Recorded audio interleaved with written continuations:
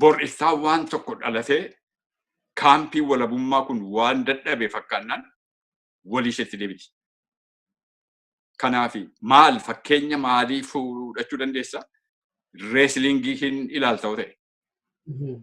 Reeslingii keessatti takka knock out jedhaniiti warra wadala xabdala kana 6-7 wanni keessa kaa'aniiti. Ringi keessa kaa'anii walitti gadi dhiisu. Ja'anuun ishee wal ilaaltee eenyuun dhoofti dur.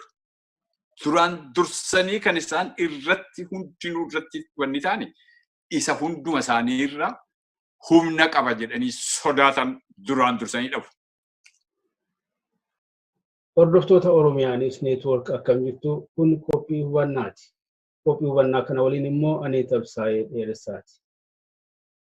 Haalli poolitikaa yeroo ammaa maal fakkaata gaafiin jedhu yoo ka'e warra dhimmi kun kallattiin ilaalu qofa osoo hin taane hawaasumti addunyaa garagaraatu deebiin isaan kennan yeroo ammaa hoo uummaticha guddaa baroota dheeraaf gaaffii gurguddaa kaasaa tureetiyyuu aangoo qabatee jira.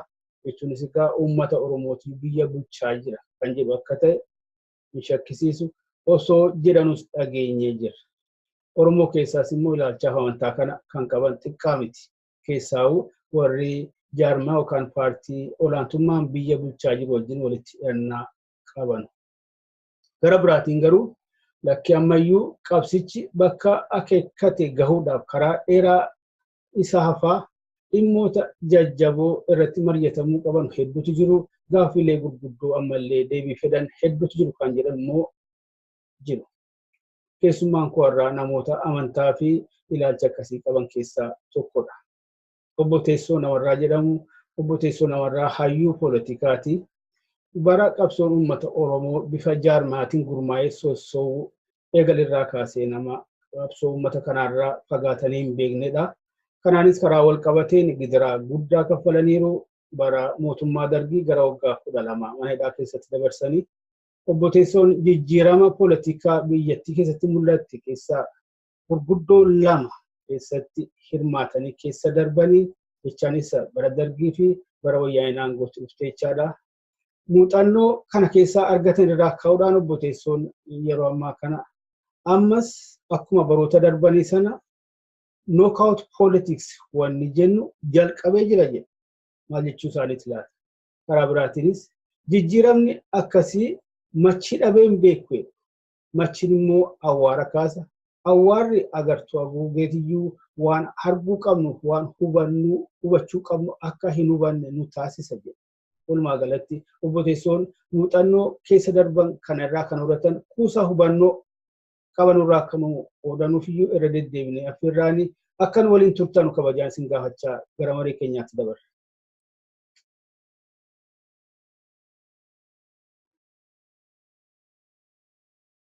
Obbo Teessoo ammas irra deebi'anii egaa yeroo keessan nu kennitanii maree kanaaf qophii taatanii waan nu argamtanii fi maqaa sagantaawwannaa maqaa televizyiinii ONN fi dhaggeeffattoota keenyaa baay'ee galatoomaa isin jedha.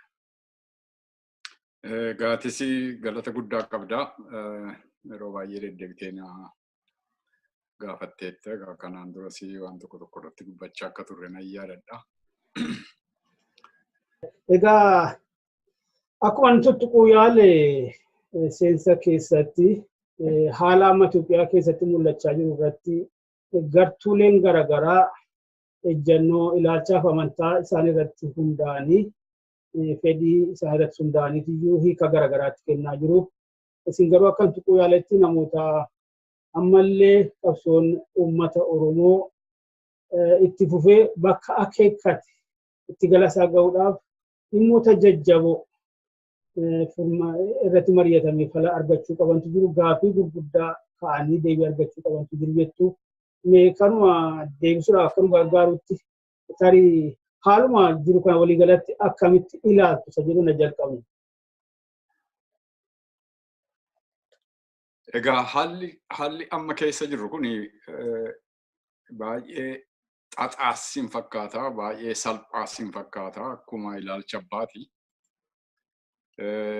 Namoonni gaaffiin uummataa kanaan dura ka'an kun baay'een isaa waan deebi'ee fi inni hafe immoo yeroo keessa waan itti guutuu danda'uu fi yeroon ammaa kun yeroo gammachuuti. Yerootti walitti dammaramanii, yerootti wal hammatanii, yerootti wal jaallatanii, yerootti dhiifama walii godhanii jedhanii akkasitti namoonni ilaalan baay'eedha. Namoonni tokko tokko immoo kokkolfaa kana keessatti himimmaan argu. Waan calqabame kun waanuma irra keessa diddibaa irra keessaa yeroodhaa fi akkasumatti nama raasee emotionally nama godhee euphoria wayii uumee awwaara kaasee awwaarri kun si'anni deebi'ee ribu immoo bakkuma dur turre sanatti of argina laata jedhanii immoo kan shakkanis immoo hin jiru. Isa kana keessa isa kami kan jedhu harka caalaa isaa yeroon waan addaan baasu fakkaata. Haa ta'u iyyuu malee yeroo ammaa kana egaa Oromoon maal keessa jira? Egereen Oromoo maali? Waan amma jiru kana keessaati Oromoon bu'aa maalii argachuu danda'a? Rakkoo maaliitu immoo itti dhufuu danda'a kan jedhu kana ilaaluudhaaf Oromoo kana kophaamatti baaftee ilaaluun rakkisaadha. Uummata adda addaan mara itti naanna'ee hin jira. Biyyi Itoophiyaatti beekamee akkasittiin jiru hin jira. Biyyi Afrikaa jira, addunyaan jira. Kana hundumarraa kuttee qobaasaa ilaaluu waan hin dandeenyeefi. Egaa waan akkaataan amma jiru kuni uummata Oromoo kana maaliin ga'ee kan jedhu kana ilaaluudhaaf waan kana hundumaa tuttuquu barbaachisaa jechuudha. Egaa kun immoo tokkoffaa yeroo dheeraa barbaachisaa, lammaffaa immoo hammuma dubbiin baay'atu dogoggorris baay'ata. Kanaaf gaggabaabamatti ani waan har'a jiru kana akka gaariitti hubachuudhaaf warra aktarsii ta'an amma waan kana keessatti hirmaatanii qooda fudhatanii akkaataa itti waan har'aa kun egereensaa attam ta'utu irra jira kan jedhu irratti kan dhiibbaa gochuu mokkoranii yaalanii humna adda addaati kan jiru. Kanaan dura gaaffiif deebii tokko irratti yaadattoo ta'e wayyaaneen waan sadiitii ukoo keessa kaawwattee dhoffatteetii yerootti eegaa jirti jenne. Tokko warra mana hidhaa jiran kanatu akka qabiyyeetti qabatamanii taa'u. Gaaf tokko gaafa rakkatanii gaafa dhiphuun dhufte warra hidhaa kana hoo gadi dhiisanii Oromoon hin machaa'a. Waan xinnoodhaan quufaa, waan xinnoodhaan gammadaa. Kanaaf akkasittiin ofirraa deebifnaa jedhanii kana harkatti qabatanii taa'uwwannee turre. Waan lammaffaan immoo dubbii Addis Ababaa isaan jedhan kana dubbiin Finfinnee kun gara kamitti deebi'a? kan jedhu ture. Sadaffaan dubbii afaan Oromooti. Afaan Oromoo afaan federaalaa ta'uu qaba kan jedhu kana. Amma egaa as keessaati yeroo baay'ee iyyuu hin turre waama kana dubbannee namoonni hiikamutti ka'anii. Gargaarsa jijjiirama yookiin waan addaa waan ta'e jijjiiramni guddaadha jedhee waan hin fudhatu keessaa tokko namoonni akkasitti hiikamuu isaaniiti. Kun waan salphaatti ilaalamu miti. Hidhaadha hiikamuu jechuun maal akka ta'e nama hidhamee argetu beeka. Warri hidhes isaanii, warri hiikes isaanii waan karaa isaaniidha waan jijjiirame hin jiru. Waan tokko waan ani haasaa kanaan dura irratti dagadhe tokko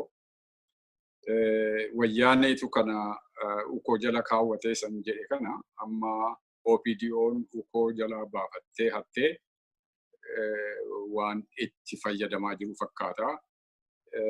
Maqaa wayyaaneen osoo hin ta'in maqaa OPDO'ti. Kan achirratti waan ifan waaftan tokko hin barbaada. Kan hidhes isaanii, kan hiikes isaanii fedhuu dhuguma shakkiin hin jiru. Garii 8 darbe kana heewwahaatu matiyyuu maqaa Ihaadegiin olaantummaadhaan waan fedhe raawwachaa ture. Hiikuu kana garuu warra ammaa biyya bulchaa jiru immoo wayyaaneen erga aangoorraa moggaatti maqxeetiyyuu nuti aangoo arganneen hiikaa jirra gaaffii uummataa deebisuudhaaf kan jedhudha. Sana keessa iyyuu immoo keessaa uummanni Oromoo jaallattanis miti harka micciiramtanii boqqoo qaqqabtanitti jedhamee ifa nu taasisa. Saantuudhee keessatti kanaa fi amma immoo nutu hiikaa jira nutu gadi dhiisaa jira isa jedhu kana. Egaa akka naa galutti EPDRF'n kuni dallaa tokko keessa egaa namoota bifa adda addaa qabanii yaada adda addaa qabanii yaada adda addaa qabaachuu baatanis maqaa adda addaa qabanii 5tu dallaana keessa ta'a. Dallaana keessatti immoo kormii kanaan dura kan ture wayyaaneedha. Wayyaanee matu warra kaanii kanas bittilee lafa kaa'ee wayyaaneedhuma akka gargaaraniif bittilamanii maleessaati ofii isaaniitiin dhaabatanii of ta'anii maqaasa fudhatan sanaan akka hojjetanii fi hin turre. Egaa amma waan sana keessatti maqaa EPDRF yeroo sana jalatti si'a qabamu kan mataa ta'ee mataa duraa ta'ee kana geggeessu wayyaanee haa ta'u malee warri isaan wajjin dhaabatan kun hundinuus qooda guddaa keessa fudhataniiru.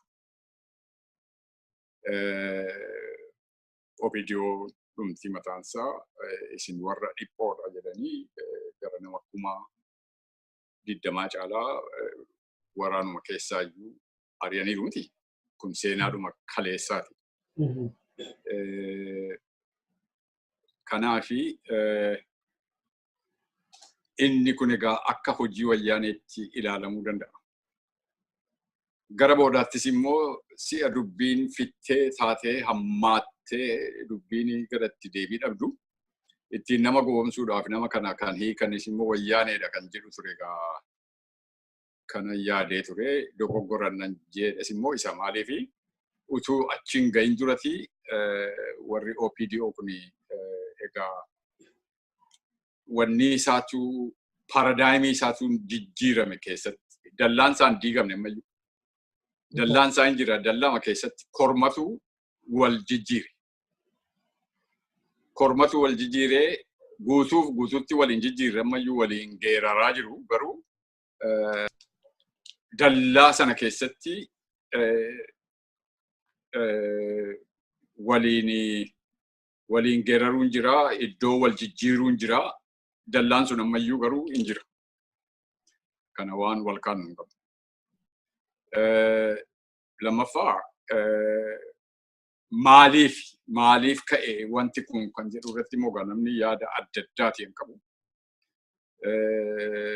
Garii warruma kanatu dammaqee dhugaa argee hirribaa ka'ee dhugaasa arge kanatti rarra'ee dhugaadhuma Oromoo fi dhugaa namoota sabaaf sablammoota biyya sana keessa jiranii kana garaa isaaniitiin fudhatanii isa kana fuulduratti dhiibuudhaaf fi geggeessuudhaaf fi iddoo tokkoon sadarkaa tokkoon ga'uudhaaf kutatanii kaanidha jedhanii kan yaadan hin jiru. Karaa hanbiraa immoo warri kun baay'een isaanii warra wayyaanee kana jala turan dallaama sana keessatti dhalatanii guddatanii baay'een isaanii si'achi keessatti guddatan kana hojiin baay'ee isaanii basaasa. Kanaaf waan akeeki ijoolleen qeerroon Oromoodhaa kaaftee abidda isheen itti qabsiifte kuni abiddi qeerroo kuni wayyaanee duwwaa gubee akka hin dhaabanne isaanis immoo dallaan sun si'a gubatu wajjin akka gubatanii hin hubatu. Kanaan kan ka'e kana wayyaanee wajjin hin gubannu gubannaa kanarraati of oolchinaa kan jedhuuni warruma isaan guddise kana abbaa guddeenaa isaanii kana gananii ofuma isaaniitiin waan akkasii kana calqabanii kan jedhanis immoo jiru. Haa ta'u iyyuu malee abbaa buddeenaa malee immoo jiraachuun nama qe'ee namaatti guddatee ija nama harka namaa ilaalee guddatee fi rakkoodha of danda'ee of dhaabatee ijaajuuni. Kanaaf ammas waan itti hirkatan barbaadanii kanaaf hirkannoon wayyaanee irratti han ture suni si'a diigamuu amma immoo gara Amaaraatti galgalanii isaanitti immoo hirkataniiti gara fuulduraatti adeemuudhaaf barbaadu kan jedhanii immoo akkasitti fudhatan immoo hin jiru. Kanaaf egaa amma EPDRFin akka foorsii tokkotti si'a ilaaltu calqabumaa ka'ee hammarraatti maqaan isaas bifisaas tokkoyyuu haa ta'u malee keessa isaa keessatti wal nyaateera, wal mooqeera, wal jijjiireera, harka wal jijjiireera. Inni kaan immoo akkamatti wal ilaalaa kan jiru fakkaata. Kanaaf warri TPLF egaa amma waan iddoo lama sadiitti hiraman fakkaata. Warri tokko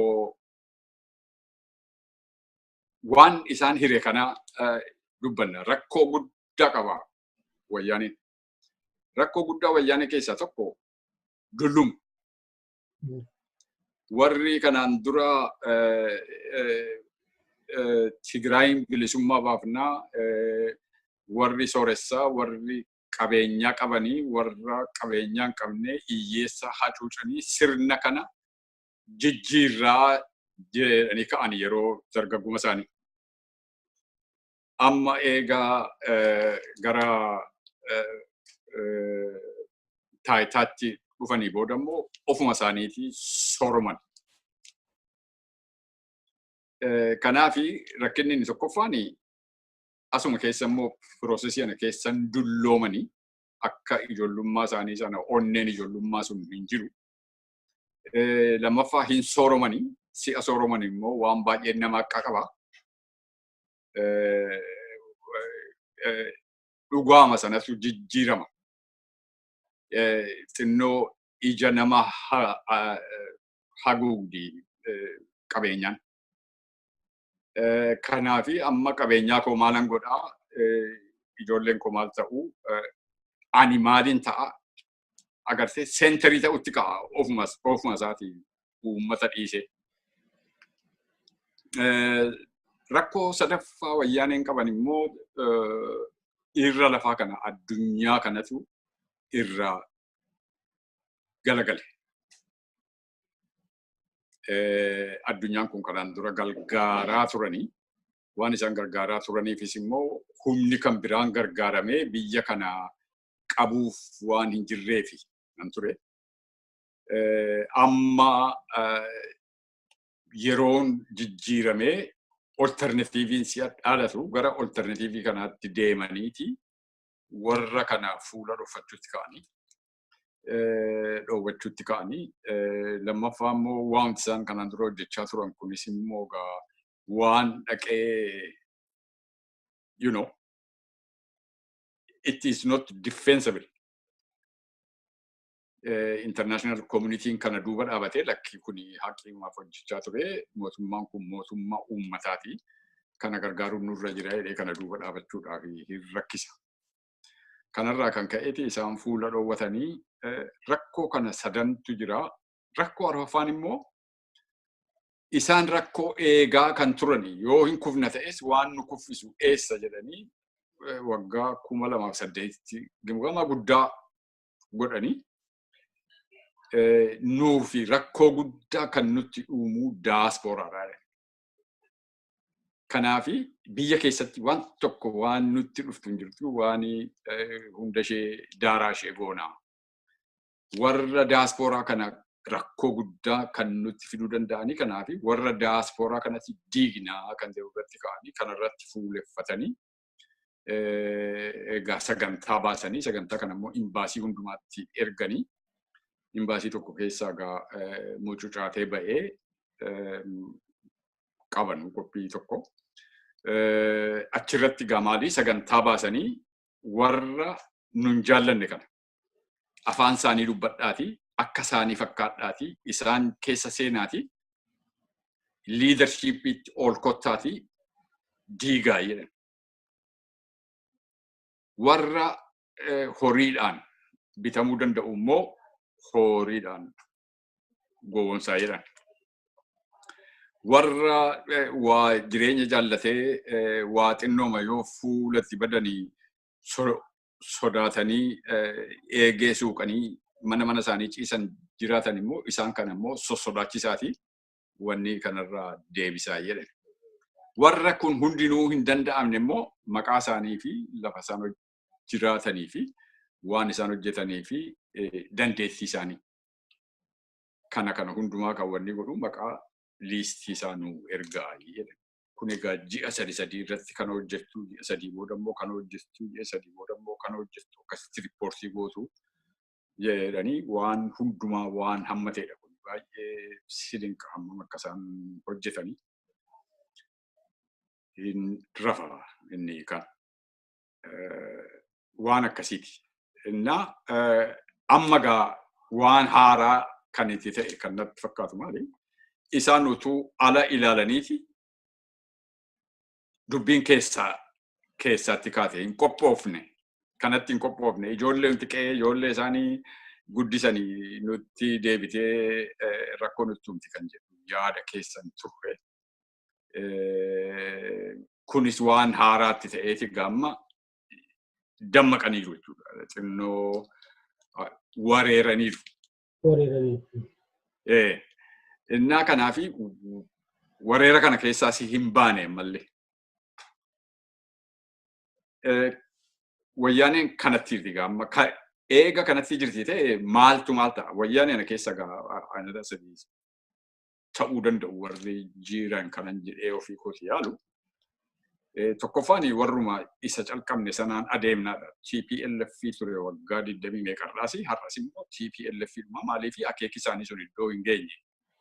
Kanaafi bilisummaa Tigraayiif manaa baane kana iddoodhaan geenya akeeka keenya iddoodhaan geenya jedhanii kanarratti kan xiyyeeffatan hin jiru. Warri lammaffaa immoo hamma ammaatti waa arganneerra waan arganne kana immoo yoo dhandhee baay'ee yoo dhisne hin cita. Kanaafi wantatti qabanne kana afaanitti qabanne ammaaf yeroodhaa fi warra amma jiran kana fakkaanne yeroo keessa yerootti barbaannaa. Kanaaf ammaa fi riphanii ciisanii warra kanaa jinis immoo lafa barbaachise irratti kooperaatiif godhanii akkasittiin adeemuu wayya maleessaatiin nun baasuu kan jedhan immoo jiru. Egaa warri sadaffaa immoo dubbii cituu kana kan hin barbaanne dubbii kanaan dura wayyaaneen maqaa isaaniitiin godhe kanas kan ittiin gammagne nuyi Itoophiyaawwaanidha. Kanaaf akka Itoophiyaatti akkasittiin adeemuu sunurra jira jedhanii warra kana lamaanuu kan qeeqan immoo hin jiru. Akkanatti fakkaatutti. Egaa kanaga wayyaanee fi EPDRF'n akkasii yoo jenne itti aansee immoo warra Oromootti immoo dhufne Oromoon bu'aa baay'ee argateera. Ba'aa hammanan jedhamnes baateera. Waan xiqqoo ishee ammas akka ifanuu gootota Teessoo yaadi keessatti yaadi ammallee kan biyya bulchu yaadi gumaa jijjiiramni poolitikaa kun immoo ilaalamuu warri OPDO uummanni wajjin jira jedhu isin maaliif iyyuu deeggarsa gartuu gara biraa isaan barbaachisee erga warri Hiwaati aangorraa dhiibamanii kanaafuu gara warra Amaaraatti hidhatan maaltu isin jechisiise?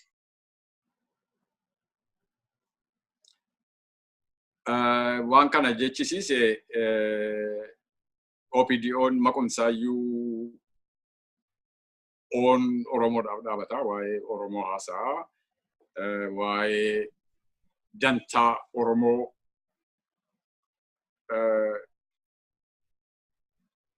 eeguu turre maqaadhaan deemna yoo ta'e. Amma kan jiru garuu dubbii Itoophiyaawii kana faarsuudhaa fi dubbii warri Amaaraa kanaan dura mataa lafa jala qabatanii karaa adda addaa summii karaa adda addaadhaa dantaa Oromoo irratti fedha Oromoo irratti waan isaanii olola isaan gaggeessaa turan sanatu har'a as official policy ta'ee gabbate. Kun immoo maali gooftaa isa tokko jala ba'anii gooftaa isa tokko jala seenuudha. Kanaaf warri Amaaraa amma fakkeenyaaf qubee balleessuu barbaadu afaan Itoophiyaa keessa jiru tokko jedhu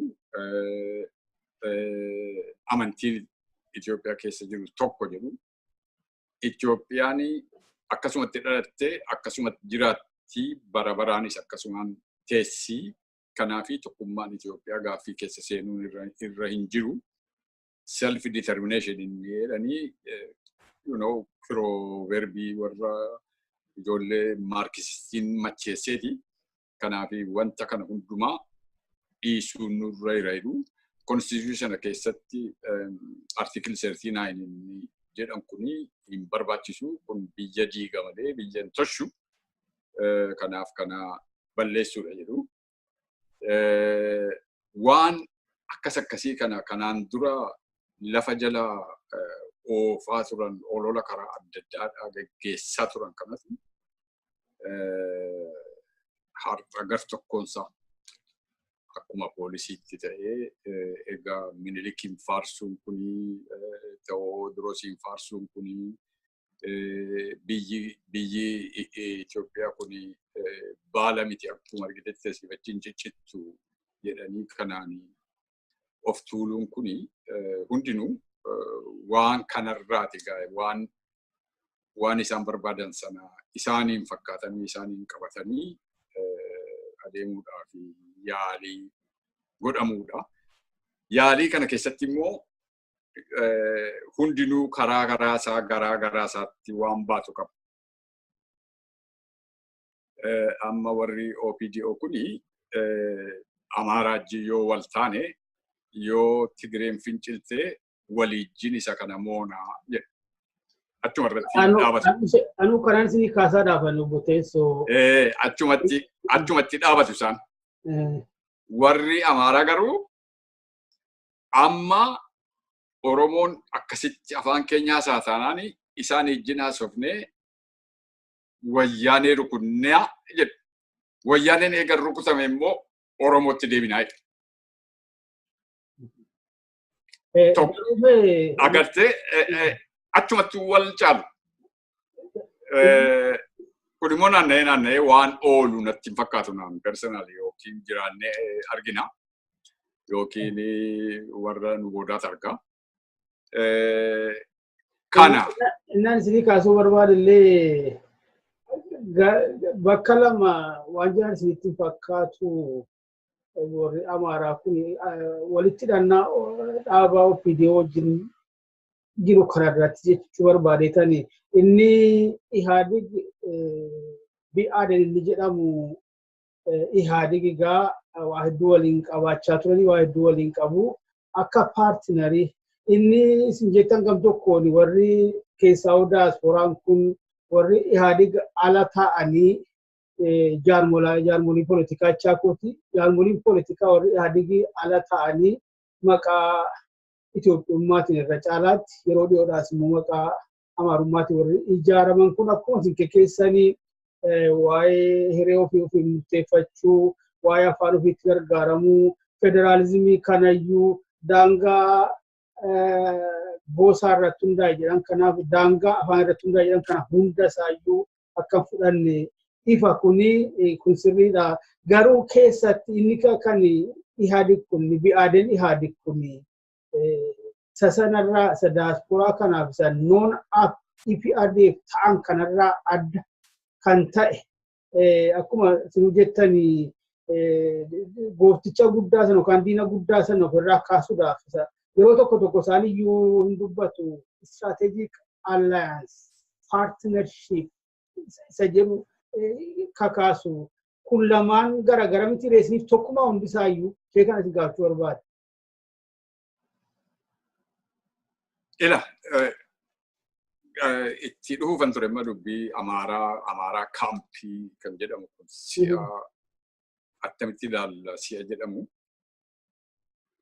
Ani Amaaraa kaampii ana keessatti waan sadii natti mul'ata. Tokko Amaaruma biyya isaa jiru. Amaarri biyya isaa jiru rakkoo mataa isaa qaba.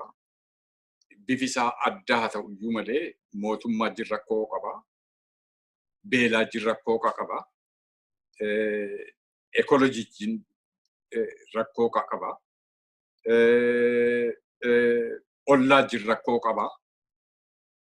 Rakkoo baay'eetu jira. Lafti isaa irraa fudhatamee garii ollaatu saamee garii immoo biyya ollaatiif kenname. Waan akkasii rakkoon as a nation Amaarri tokko as a nation kan inni feesii godhu biyya isaa taa'ee laga isaa irratti. Kan inni feesii godhu Amaarri biyya isaa jiru jira. Amaara biyya isaa jiru Amaara rakkoo mataa isaatii kana furachuudhaaf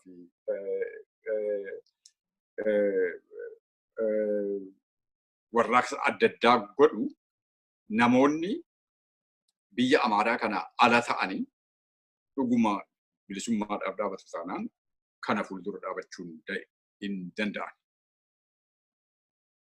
Maaliif isaan rakkoo isaanii ofirraa buusuu barbaadu malee isaatii isa kanatti darbanii nama kan bira acuucuudhaaf warri biyya keessaa jiran peasant movementiin biyya Amaaraan siin jechuutti jira.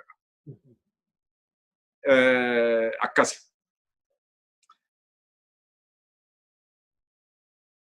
Kan biraan immoo faakshiniin tokko immoo faakshiniin baay'ee amma vookaalii ta'aa deemu. Warra restorationistiti. Warri restorationii kun immoo biyya Itoophiyaa kana akkuma inni jirutti akka isaa duriitti jabana Haayile Sillaasee sanatti deebifnaa. Aadaan isaas, afaan isaas, maal isaas hundinuu structure, administrative structure isaas akkasitti deebi'ee wanni ta'u waan afaanii, waan aadaa adda addaatu nu keessa jira kan jedhamu hin jiru.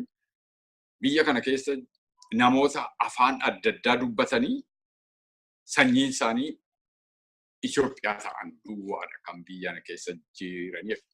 Itoophiyaa inni isaan sammuudhaan qaban kun afaan Amaaraa haasa'a. Inni isaan sammuudhaan qaban kun Ortodoksiidha.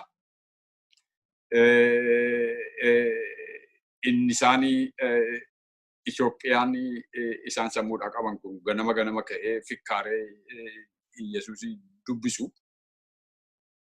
Kana imeejii ofii isaaniitiif qabaniiti bal'isaniiti Itoophiyaa irratti uwwisan. Kana malee immoo hin jiru jedhu. Egaa warri restorationii kun basically isaan kun colonialistiidha. You know, keessi isaanii colonial legacy sanatti biyya kana keessatti deebisanii dhaabuu barbaadu. Warri kan biraan sadaffaan immoo jiru. Isaan immoo enlightened nafxanyaasinitti jedhan. Baay'een isaanii warri immoo biyya alaa kana maqaa Amaaraatiin halaakanii. Baay'een isaanii ijoolleen nafxanyaati 100 keessaa 90 ta'u. Ijoolleedhuma biyya Oromoo keessatti guddattee afaan Oromoo beektu, biyya Sidaamaa keessatti, Walaayittaa keessatti, Saawuziyana keessatti guddatteedha baay'een ishee. Isheen isaan kuni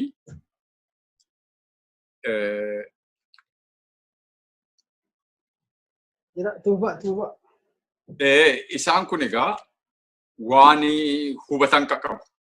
Baay'een isaanii intellectualsidha. Baay'een isaanii wanni qabu. Isaan kun waan argan qaqqabu. National movementiin kuni ukkaamsaadhaan, dhiibbaadhaan, humnaan kufuu hin danda'u kan jedhu kanatti qaqqabaniiru. Kanaafi olaantummaa Amaaraa kan nu ittiin gara fuulduraatti geggeessuu dandeenyu yeroo bituu fi dandeenyu waan xixinnoo kana recognize goone afaan keessaniin haasaa, afaan keessaniin bara. Waan akkasii kun hin ta'a. Bukkeetti immoo afaan Amaaraa immoo barsiisa. Culture Amaaraas immoo duukaa barsiisa. Akkasitti Itoophiyaawii goona warra kaanii kan jedhu yaada akkasiitiin kan deemanii humnaan hin dandeenyu gowwoomsineeti bakkuma sanatti deebifnaa kan jedhanii yaadan immoo enlightened nafxanyaas warranti jedhu kun.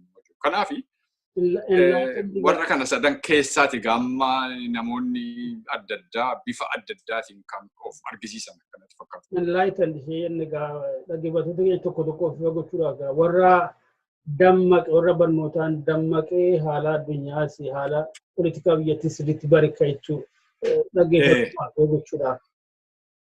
Suufa. Egaa amma kaampii Amaaraa kanas egaa more or less kaabarii goonerraa kan wannis kaabarii goonerraa amma kan Oromoodhaa oo dhufne egaa Oromooni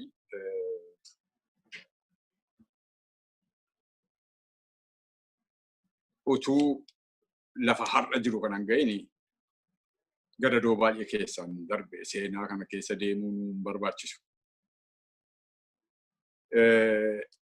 Haa ta'uyyuu malee 91tti waa balballi haaraan tokko banamee kan ture tokko dafee cufame. Inni eega cufamee ashaaxiriidhaan isa ta'uu, waldhaalumaan isa ta'uu, waan tokko tokko yeroo sana irratti waan godhame tokko eegaa ta'ee booda abaa'oonis immoo biyya akka ba'u eegaa godhame booda faffaca'iinsi kun dhufe. Faffaca'iinsi dhufe kuni hamma ammaatti Oromoo duukaa deema. Rakkoo guddaan Oromoodha. Diina isa alaa osoo hin ta'in diina isa keessaa. Rakkoo guddaan Oromoodha. Humna warri alaa humna horatanii humnaan isaan caalanii beekumsaan isaan caalanii isaan hacuucuutuu hin ta'in diina Oromoo hacuucu hundumaa humna guddaa kan ta'e wal dhabiinsa Oromoo gidduu jiru. Kanatu Oromoo humna dhowwaa waan humna dhowwe immoo abbumti hallee egaa lafee kufuu danda'a.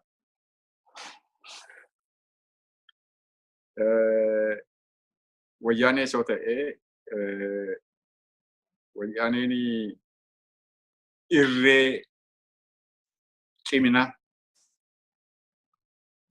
wayyaanee utuu hin taane yeroodhuma sanatti iyyuu murteessaa ta'ee kan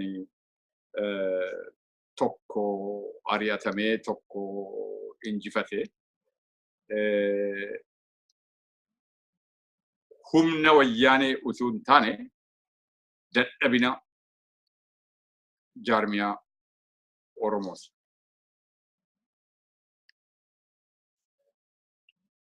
Kana booda si hin barre waan baay'ee hin barre kanarraa fudhanneesi waan karaa jaarmiyaa kana akka quubsaatti waan irratti hojjetame baay'een isaa hin mul'atu.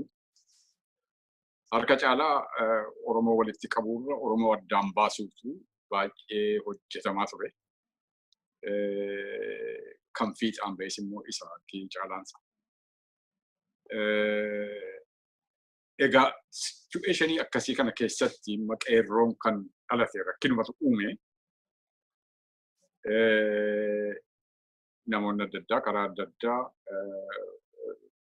uumamaa qeerroo keessa harka qabnaa kan jedhan egaa humna baay'eetu jira. Isa kana taarikiitu seenaatu gaaf tokko addaan baasa.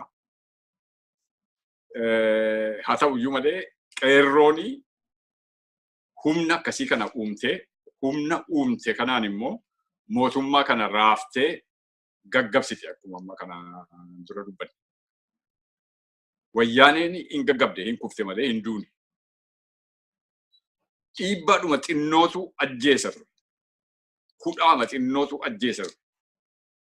Qeerroon jabina guddaa qeerroon argisiifte maali? Jaarmiyaa networkingiiti. Information. Kan baay'ee dadhabbii guddaan irratti argame immoo maali? Structure. Political structureidhaan immoo humna mootummaa kana dhiibee kuffisee mootummaa kana iddoo bu'uu danda'u uumuu hin dandeenye. Yoo organizationin tokko isaan kana duuba jiru ta'anis immoo kana keessa gugatanii dhufanii waan kana irratti riiskii fudhatanii fuulduratti qeerroo kana duuba dhaabbatanii dhiibbaa ishee dhumaa sana dhiibbaa wayyaan irratti ta'uudha malee sana hin goone. Kanaafi vaakiyuumii kana arganiite gaamma warri amma wal'aansoo qeerroo kana hatanii wal'aansoo qeerroo kana irratti abbaa irratti ta'anii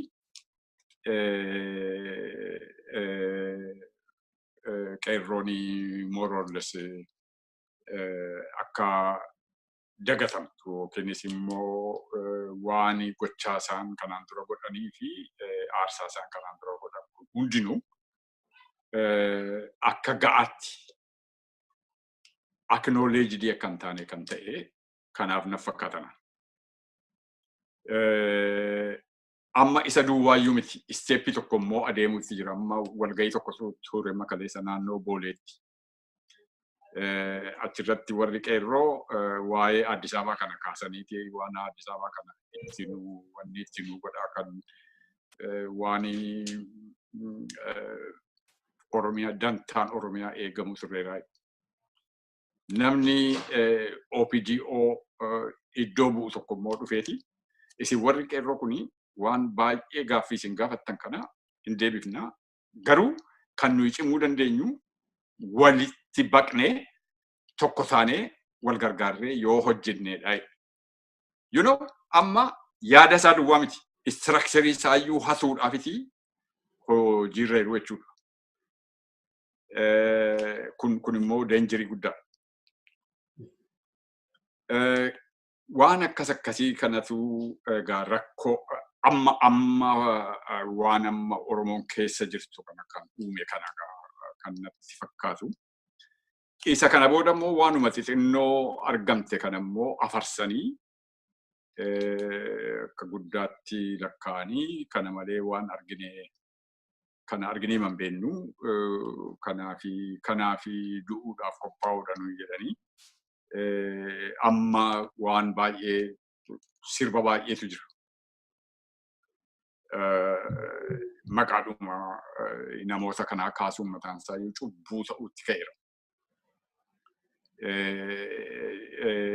Isaan kana qeequunii maraasummaa ta'uuttiira. Kan ammoo arginee keessa darbineerra nuyi.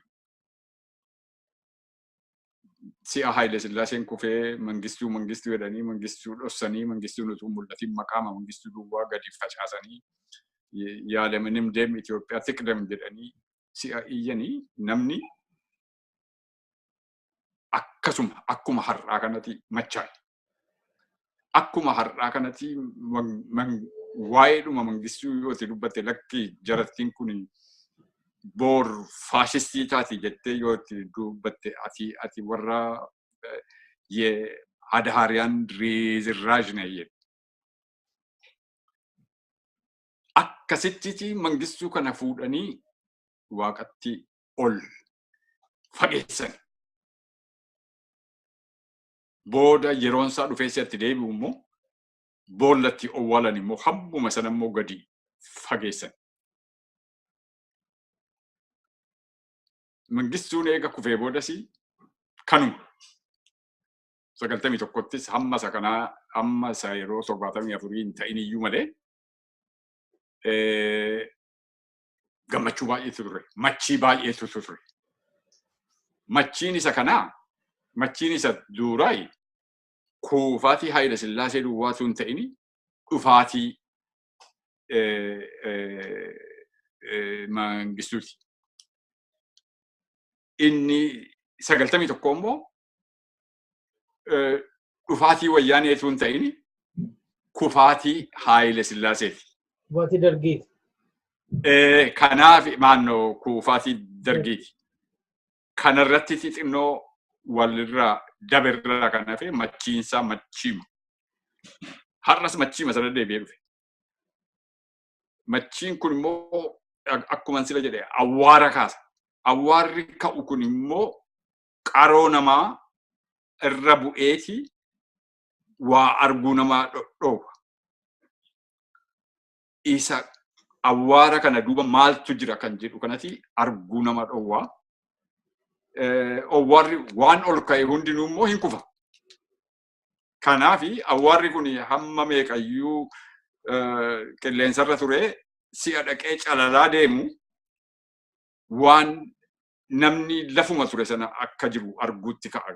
Amma immoo deebi'ee kanaafi amma immoo isatti fannisu sana dhiiseeti isatti owwaalu immoo barbaadutti ka'a jechuudha. Kanaaf gamma waan Oromoo irratti xinnoo asiifachi mammandheetii wal qabsiisuu dadhabne maleessaati. Oromoon har'a akkamma keessa jiru kanatti rakkoo kanaan dura dhalate irraa kan ka'e amma kaampii lamatti hiramee kan jiru. Kaampiin Itoophiyaa taanee Itoophiyaa guddifnee Itoophiyaa wajjin adeemnaa jira. Isaanuma keessatti immoo ciccitanii jiru. Kaampiin Oromoon habashaajjinii waan mataa dhukkubsattuuf hin qabdu, habashaajjiin waan rakkattuuf hin qabdu. Kanaan duras independently jiraachaa turre. Itoophiyaa kan jedhamtu kun waggaa 100 dura uumamte. Erga uumamtees immoo nuuf badiif gadadoo maleessaa fi waan nuuf itti waan hin jirree fi nuyi bilisummaa keenya barbaannaa jedhanii warri walabummaa kaappiidhaan jiru. Kanaan dura si'a 2-3 kaaseera interviyuu akkasii irratti. Waan kana walitti araarsuutu hin ta'ini kan karaa gaarii na fakkaatu naani kana calalu. Namni akka fakkaattii isaatiitti akka ilaalcha isaatiitti calalee kaampii isaa sana konsolideetii godhee of fuuldura deemee uummati borriftaan gaafa carraansaa kennamee fi garatti goruu utti gora jechuudha. Amma har'a warri kaampii Itoophiyaanistii kuni calalaa jiru. Wal qabachaa jiru. Walitti madaqaa jiru. Wal keessatti shakkii qabu. Haa ta'uyyuu malee walitti dammaqaa jiru. Walitti baqaa jiru. Walitti baqaa jiru. Warri karaa walaabummaa jiran kun immoo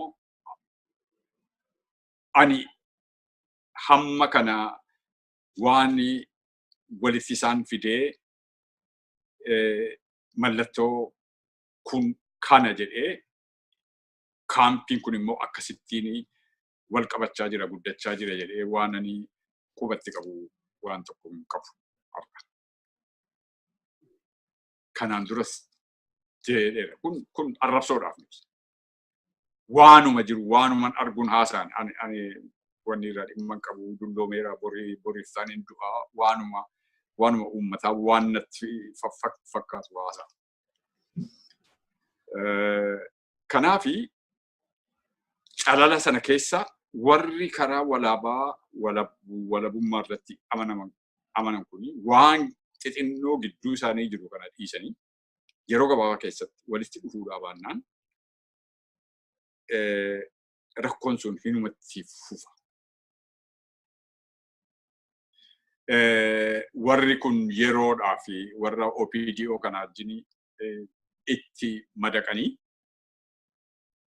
gaafa yeroon baddee waan tokko immoo harkaa miliqu immoo achuma keessa akka dhadhaa baqanii badanii hafuu danda'u.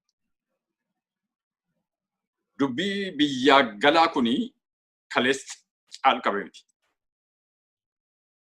Biyya alaa warri jirtan kuni galaa biyya keessan guddisaa jedhee mootummaa wayyaanee biyya adda addaatti nama ergee namni yaa'ee gale. Namni akka Haayilee Fidaafaa namoota meeqaan meeqa namooti garii karaa boolee garee garii immoo karaa asiin badhaa gale. Akkasitti gale. Dhaqee lafa qabatee si'a jedhu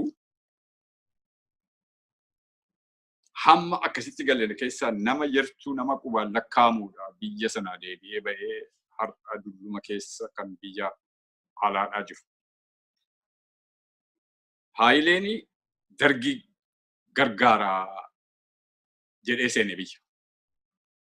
Akeekisaa guddaan Haayilee Fidaa biyya alaa ta'ee akeek guddaan inni qabu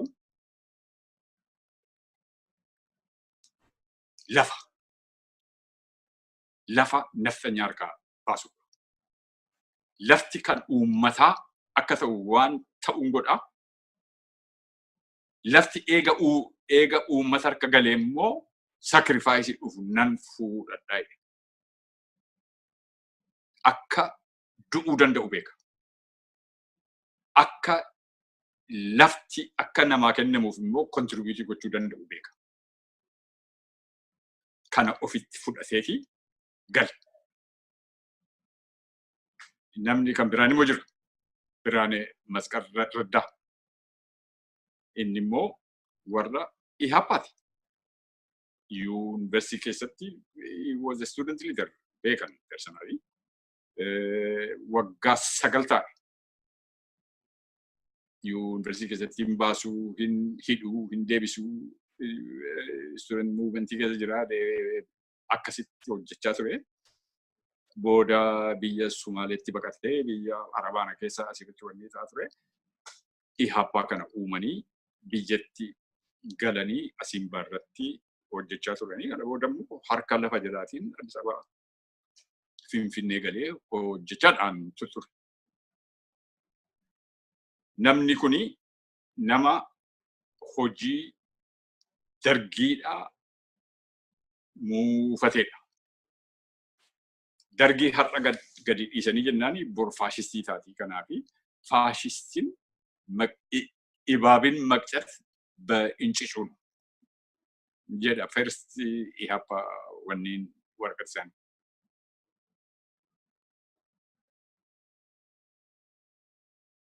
Haayilee fidaa fi Biraanee Masqarraddaa diina guddaadha maaliifi egaa inni tokko dargii gargaaraa inni tokko immoo dargii kuffisuudhaaf carraaqa. Waan poolitikaa Habashaa sitti muudhaaf hin jedhe. Dhumarratti maaltu maal ta'e? Guyyaa tokko Biraanee Masqarraddaa fi Haayilee fidaa namoota kan biraa namoota kan qabanii dargiitti geessanii lamaanuu isaanii guyyaa tokko ajjeesanii lamaanuu isaanii boolla tokko keessatti owwaalan.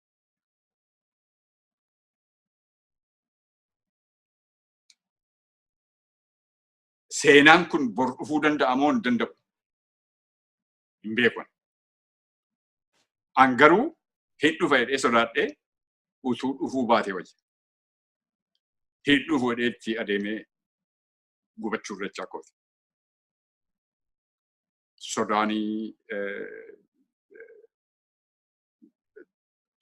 Sodaan barsiisa miti. Inni waan itti amaneef ba'e du'a waan sodaatu hin qabu. Gaafuma waan itti amane sanatti hojjechuudhaaf waan tokko tarkaanfii tokko fudhateeti du'e.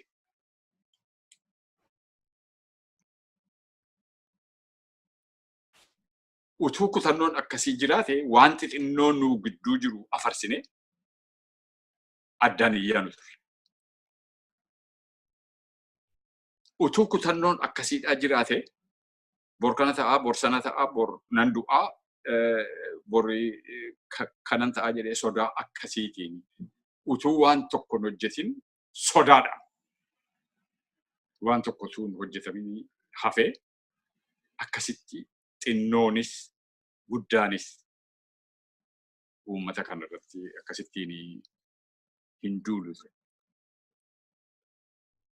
Kanaafi amma kan Oromoodhaa si'a xumuru akkanatti fakkaatutti naanii situaationiin har'a jiru maali? Warri wal fakkaatanis, warri wal hin fakkaannes, warri wal gowwoomsanis, warri wal saadanis hundumti isaanii kuni harka wal qabatanii common enemy jedhanii diina tokko jedhanii diinni isaan fudhatanii jiran maali? Warra walaabummaati. Oromoo keessaa warra walaabummaa TPLF, ONLF.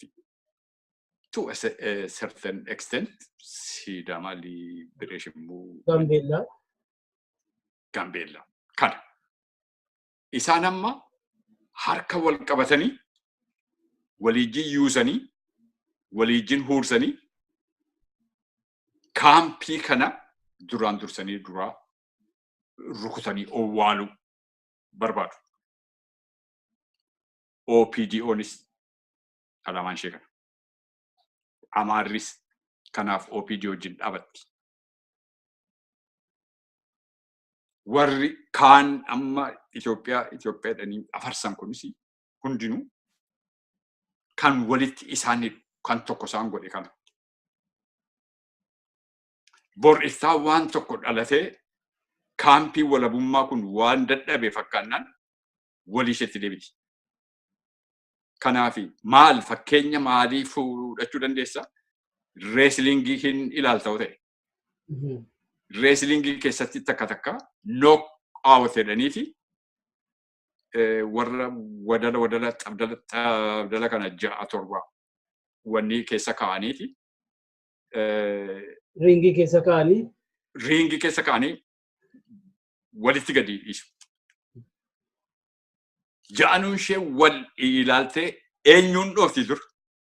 Duraan dursanii kan isaan irratti hundinuu irratti wanni ta'ani isa hunduma isaanii irraa humna qaba jedhanii sodaatan duraan dursanii dhabu.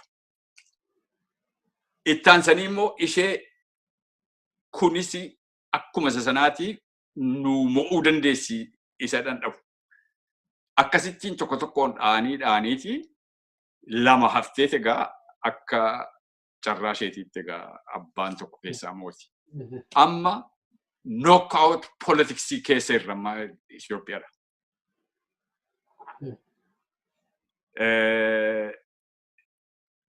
Kan ammoo knockout politikaa kan ammoo namni hin hubanne irra isaa keessa duwwaa ilaalee gulufu rakkoo isa ittaanee dhufu sanatti hin qophaa'u jechuudha.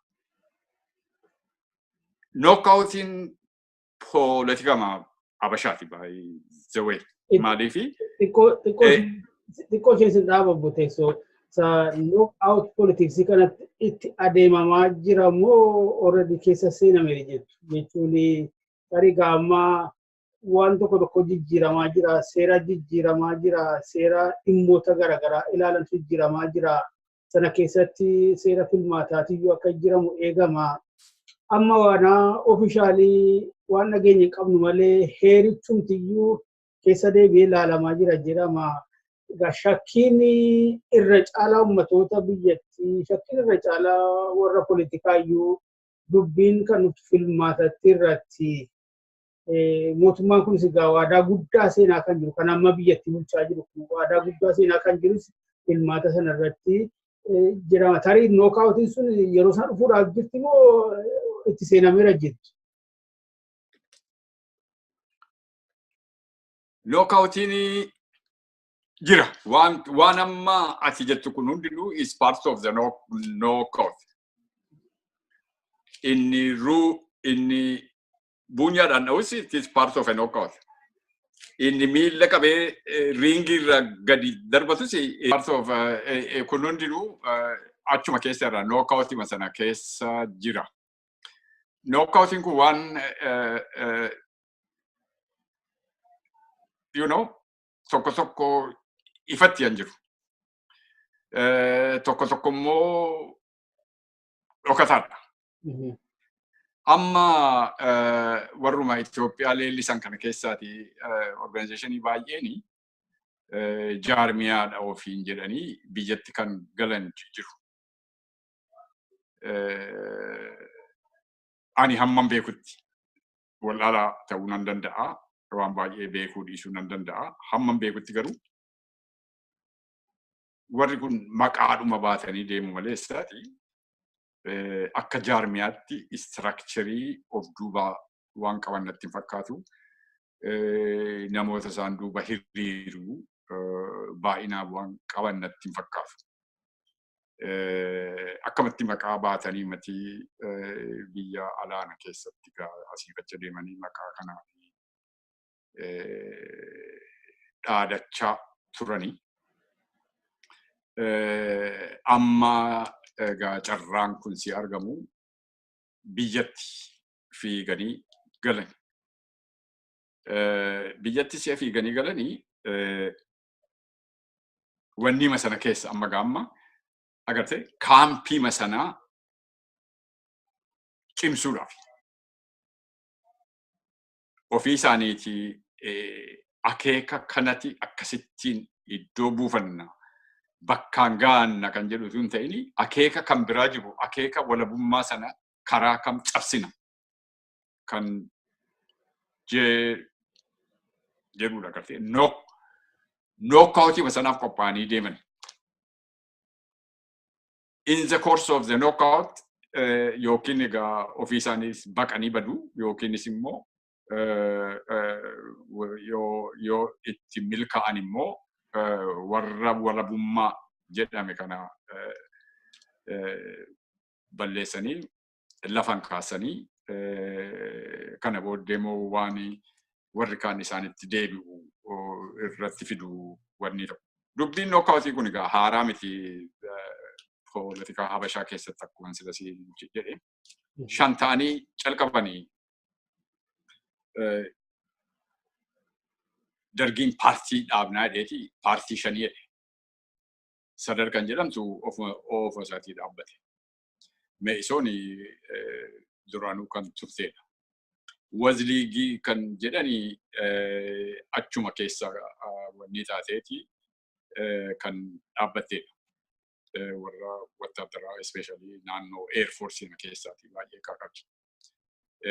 Warri ihappaadhaa baqatanii biyyatti deebi'an immoo maalarii jedhanii warruma biyya keessaa nama tokko qaqqabatanii nama akka Yohaannis Moggofaa kana qabatanii isaan immoo kana dhaabatan. Warri Southern Peoplesin kun immoo icaatti jedhanii Itoophiyaa ጭቁን ህዝቦች ትግል ፓርቲ ture ትግል ta'e booda isaan kana ta'anii dhaabbatan. As keessaati egaa inni kormii warra sadadi. Isaan kana keessa amma kan nama raadii gochuu danda'u kan humna guddaa qabu isa kamii kan jedhu si'a wanni godhanii Me'isoon taate. Me'isooniin duraan dursanii dhaani. Ittaansee immoo wattaadara keessa galteetti wanni taateetti rakkoo kan nutti fiduu dandeessu warruma sadad kana keessa iyyuu immoo galteetti kanaafi rakkoo isheen fiddu kan biraan immoo maalii jennaan wazliigiidhaan. Wazliigii sana immoo dhaani.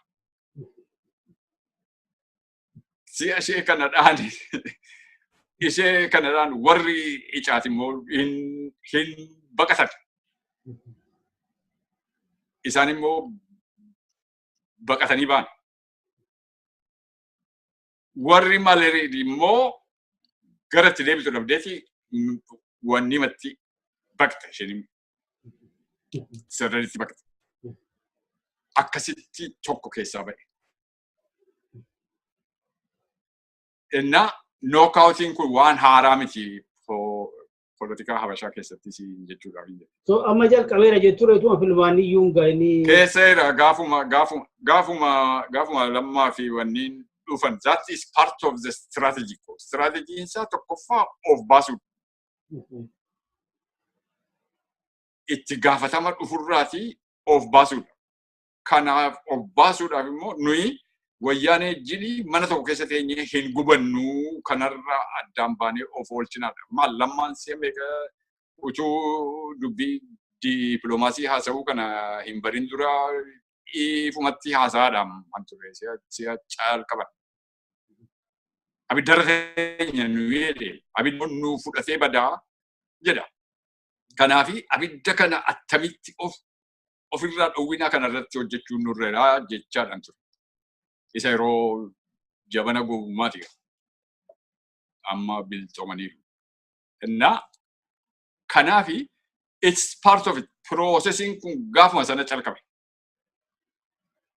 Maali humna ta'anii isuma humna qabu sana ofirraa achi deebisuun mataan isaayyuu is part of the knockout committee. Kanaaf akkasumatti adeema garuu itti gallisaa immoo maali?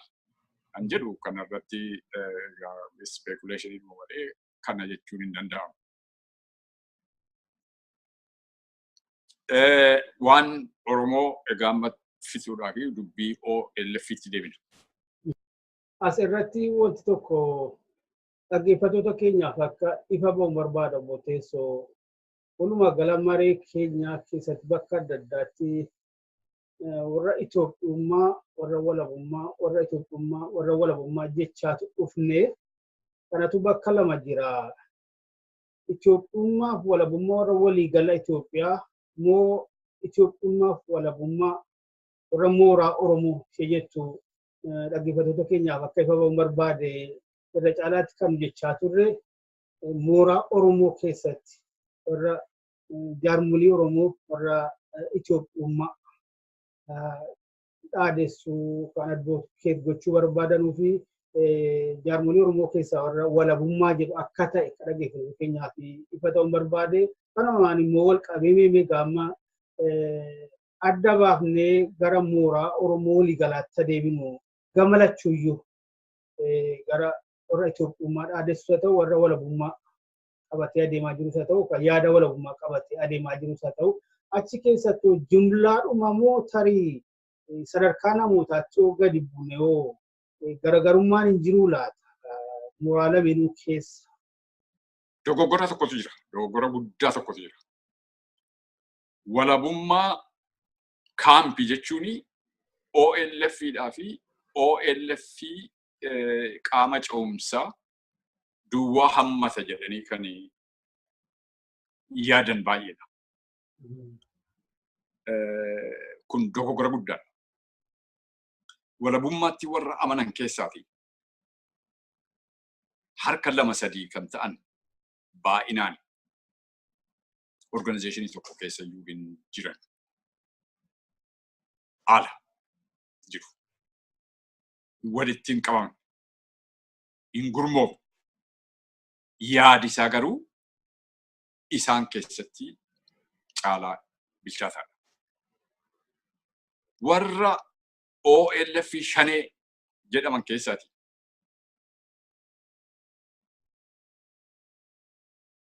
Warruma sagantaa geggeessitootaatii kaasee hamma godaa meemberiitti warri duubi isaanii walabummaa ta'ee keessi isaanii Itoophiyaa ta'ee kumaatamaan kan lakkaa'amantu jiru. OPDO mataasaa keessa. OPDO keessa kan da'oo barbaacha yookiin immoo rakkoo irraa of oolchuudhaaf yookiin immoo opportunistic hojii wayii argachuudhaaf scholarshipii argachuudhaaf jedhanii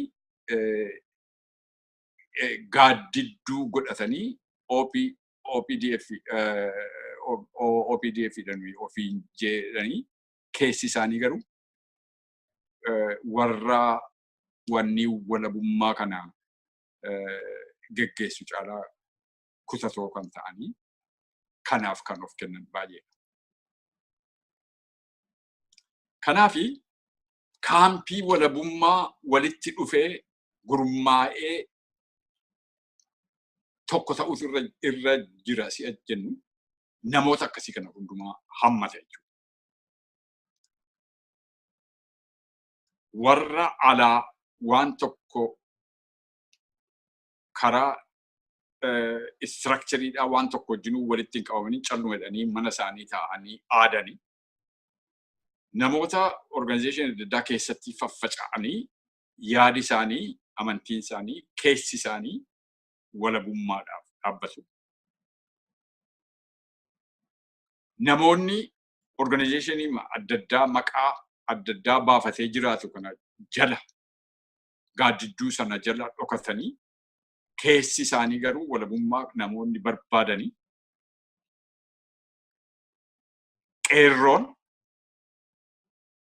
qeerroo keessaa warri walabummaaf dhaabatanii isaan kun hundinuu walitti dhufanii humna tokko tokko. Akkuma sila jedhe kun ta'uudha baannaani dubbii nookaawutii kana irratti duraan dursee kan kufu kaampii walabummaa ta'a.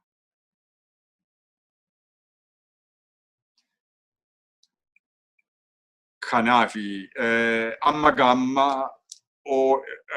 abaa'oon maalitti adeemaa kan jedhu utuun fagoon deemin waanuma xinnoon jechuu barbaadu tokko Obbo Lammaa Magarsaa fi Dooktar Abiyyiin waan ani ittiin guddaa galateeffadhu keessaa tokko.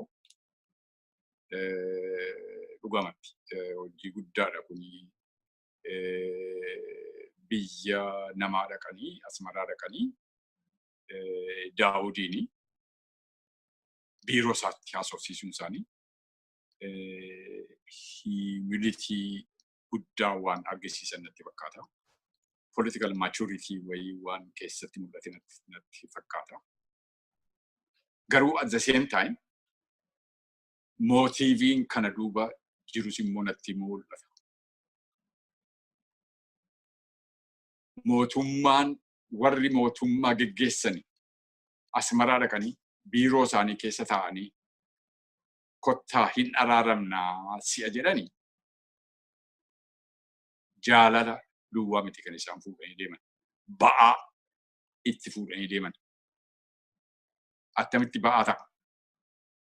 Namoonni kun akkasittiin kadhatanii dhaqanii biirootti kadhannaani lakkii nuyi isin wajjin hin dhaabannu jedhanii warri kun warra nagaa barbaadu miti kan jedhuuni uummati yaada isaan irratti qabu kana akka inni jijjiiru gochuudha. Kanarraaf immoo as a leverage achuma dhaquun isaanii mataansaa influensii isaan irratti akka godhuufi. Godheera moo maaliifi biiroo isaanii dhaqanii isaan kadhatanii namni fooriin ministeerii ta'ee fi namni bulchaa Oromiyaa ta'e tokko akkas godhanii yennaan didanii si'a jedhanii kana difeendi gochuun hin rakkisa agarte. Kanaafi they skillfully accepted it. That's good. Amma ittaanee kan jiru maalii dhagaa? Ittaanee kan jiru rakkoo guddaan kan uumu amma calqabaniiru. Lammaa fi Abiyyi waa xinnoo waa hadhooftuu wayii itti daddabalachuutti ka'aniiru. Haasaa fiqirii isaanii, salaamii isaanii, maaloo isaanii kanatti waa itti daddabalachuutti ka'aniiru. Maayil tokko biyya tokko keessatti humni waraanaa lama jiraachuu hin danda'u. Isheen egaa qopheen ishee maali? OLF disarmii gochuudha. Waan lammaffaa immoo maayil? Biyya kana keessatti nagaan haa jiraatu jenneyyuu malee isa kana immoo misunderstanding godhanii akkuma jaallatanitti qawwee baatanii biyya keessa asiifachi warri adeemanii mootummaan dirqamatu irra jira warra kanaa dhaabuutu irra jira. Isheen kun immoo maali? Qophee kan biraadha isheen kunis. Amma lallaaftee dhufte booda kan isheen ilkaansii cabsutti kaatu ammaa fi marqaadha ammaa. Qopheen akkasii jalumaa kaatee. Amma contradictioniin kun egaa amma ifatti ba'a. Amma kaleessa dheengadda kana egaa wanni kana fudhatanii disarmii goonaa jedhaniiru kan jedhu karaa OPDO dhufe karaa ABO'dha ammoo lakki nuyi kanaan jenneetu jira. Amma kana garatti naannessinu qaba. But dubbiin waraana hiikuudha. Akkuma amma lafa namni kan biraan jirutti jedhanii waan darberraa baruu dadhabanii ammas waan darberraa baruu dadhabanii waraana hiikanii jennaani akkuma 92tti ijoolleen keenya dhumte ammas ijoolleen nu harkatti dhumti. Conditioning kanaan isaan ga'u hin jiru. Kana dinnaan immoo amma kan kaampiin adda addaadhaa kun ijatti bobaasee taa'ee saliveetii gochaa jiru maali? Kanarratti duulli wayiidha ka'ee dafee wantatti kanatu ishee lafa hin qabatini balleessuudha. Galiinsi kun mataan isaayyuu rakkoo qaba. OPD'oodhaaf.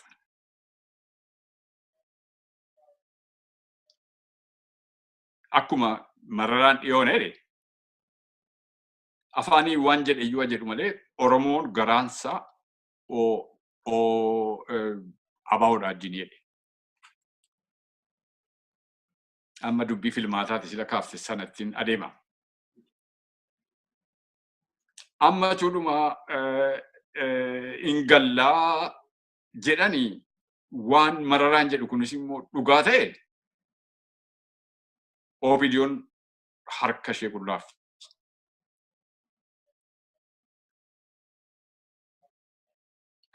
Kanaaf dhaabbatti moo miti. Harka qullaa hafuudhaafiti kana hundumaa gochaa jirti miti. Akkuma sila waa'ee wayyaanee haasofneeti. Dura dhugaadhaaf dhaabannaa, bilisummaadhaaf dhaabannaa jedhanii ka'anii sirna sooressaaf dhaabbatu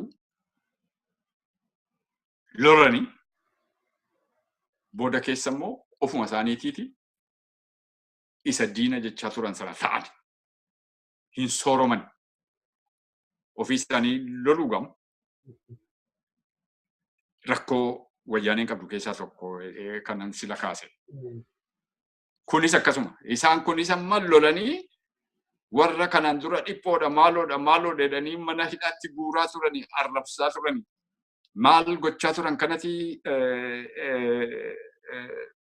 taayitaatti ol baasuudhaaf jedhaniiti kan hundumaa warraaqu hin fakkaatu. Kanaafi dubbiin waraanaa kuni waan jecha Oromoo tokko na yaadachiisa. Liqimsite sin duutaa, tufte sin duuta jennaani lolli afaan itti baatee du'ee jedhan. Lamaanuma ishee sodaate. Afaan itti baatee immoo hin oolleef.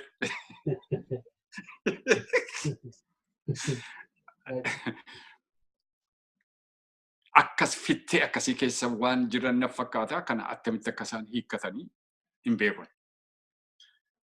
Garuu akkanatti mul'atutti fittee guddaan fuuldura keenyatti jiru dubbii kanarratti waan ta'udha.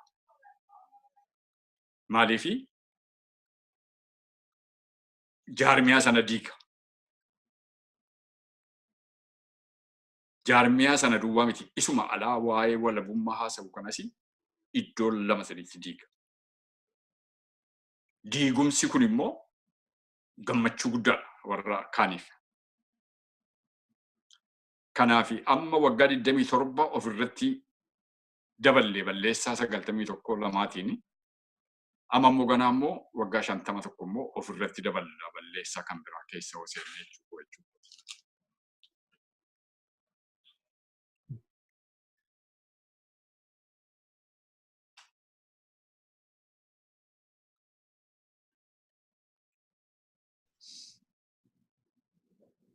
Baay'ee gaarii obbo Teessoo Namarraa yeroo keessanii fi yaada kuusaa hubannoo qabdan irraa immoo hanga tokko nuuf keessanii fi maqaa sagantaa hubannaa maqaa dhaggeeffattootaatiin baay'ee galatoomaa isin jedha. Nu jiraadhaa egaa haala ilaallee immoo walitti deebinaa amma akkanuma egaa nu haga'uu nagaatti isin jedha. Isinis ulfaadhaa carraa kana naa kennuu keessaniif baay'ee ulfaadhaa galatooma.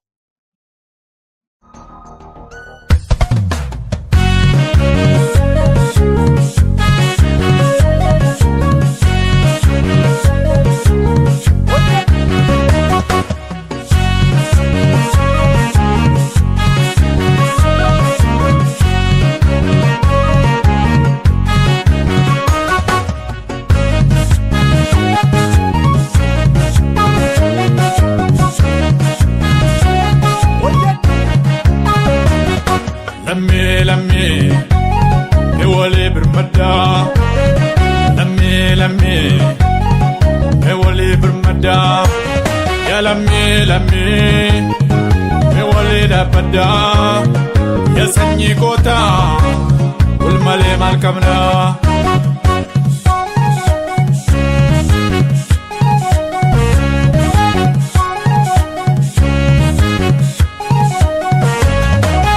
akjadana do jiro akjachana madiba baratu falata kanaf namni gonguma baratu falata lammi kanaf gerong gonguma kanaf gerong gonguma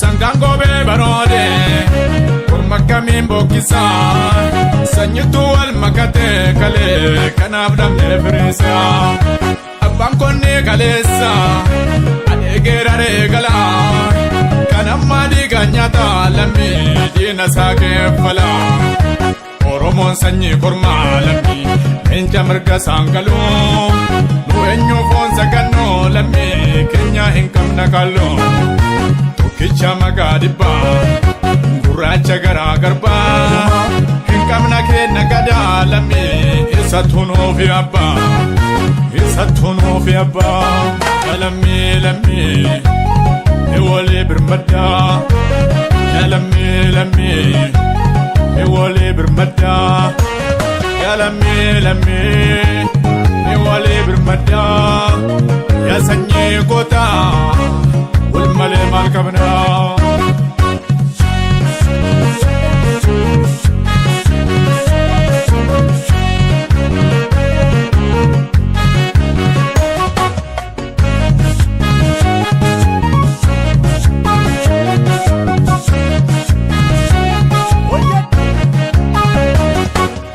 Shangara zampekne akaminda gatani kesuma galan kamne lammi maken guddisani mannotu bain kamne lammi abini salalafa soresi kenya tana lammi katson jara enkufa barabovna maide lotuna mandadabo tiatu adu jale lammi kuyankiya kanjaro Fonitu foni diga yalammi gafarako sanyi kadu banjira lammo sodatu wantuko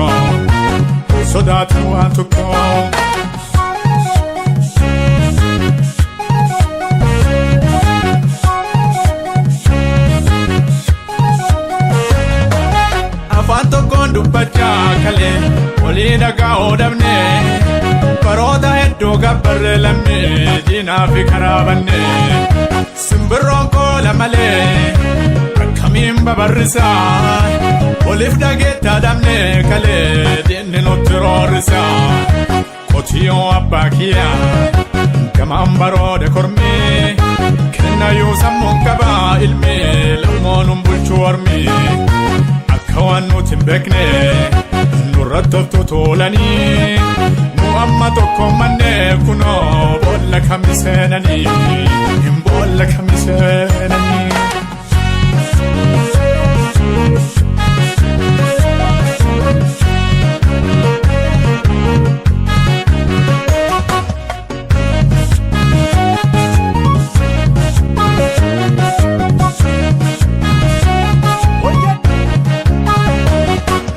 Lakinan tukine situko ya shurrubetia wanangona mbeganini kanaf sitinia lakisifuya shurrube lakisifuya melaki lakisifuya shurrube lakisifuya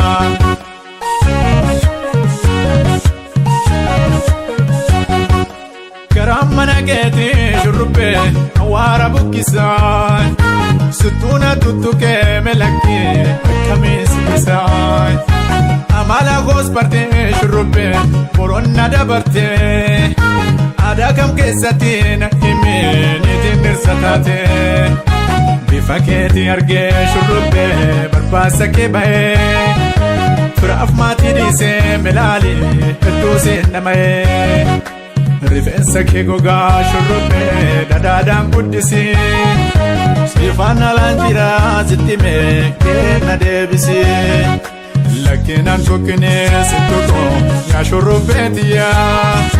yaa shurrubbeetiyaa waanaan koonan beekaanini kanaaf sittiiniyaa lakkisee fuyyaa